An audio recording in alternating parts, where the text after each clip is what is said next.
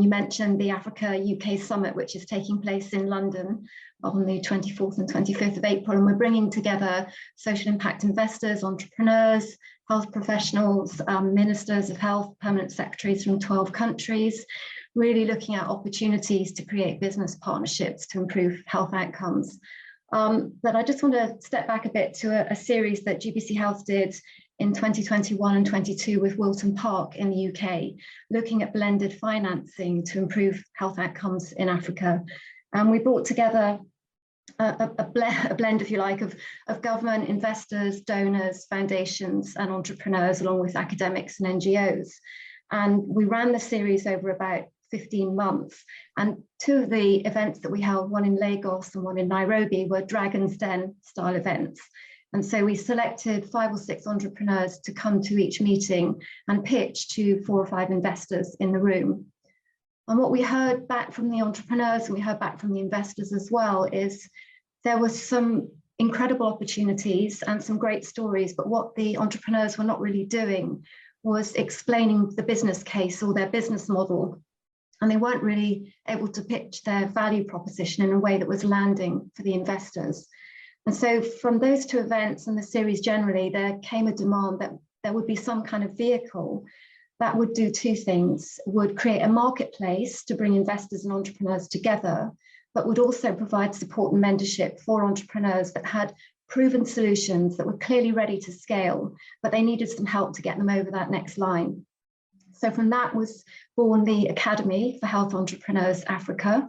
Our aim is to develop both online and in-person training resources to reach out and recruit mentors from business and from investing, and to create, if you like, a masterclass that would be a 3-month package of online training, in-person workshops, pitching and mentorship that would really help move some of these investable opportunities to a position where they were able to actually meet and unlock that funding that they need. So we're working with our sister organisation, the Africa Business Coalition for Health in Nigeria, and we're working with Total Impact Capital as well. And so what we're trying to do is bring together both public and private sector stakeholders so that we can leverage not just funding, but the intellectual capital that many of these players can bring. And the idea is that we'll create the platform for the Academy. We will go out and call for applications. We will have very stringent criteria to select each cohort and take them through this particular process. The other thing to say in relation to the Academy is it links to the GBC Health Future United Collaborative and the awards that we give out each year under this initiative. And so we did our global awards last year and awarded 5 outstanding individuals and organisations to recognise the work that they're doing in sub-Saharan Africa and more widely. And what was really interesting, looking at the 150 plus nominations from over 40 countries, many of them were women-led or women-founded, and many of them were about women's health. So we now have an amazing database of entrepreneurs and innovators doing work not only in Africa, we also had representation from Southeast Asia and South America.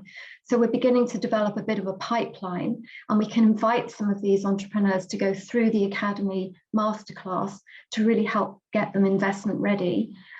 We launched Future United Africa Awards a couple of months ago, and of our 5 finalists who will be pitching at the summit next week, 3 of them are women-led, and all of them are investing in women's health.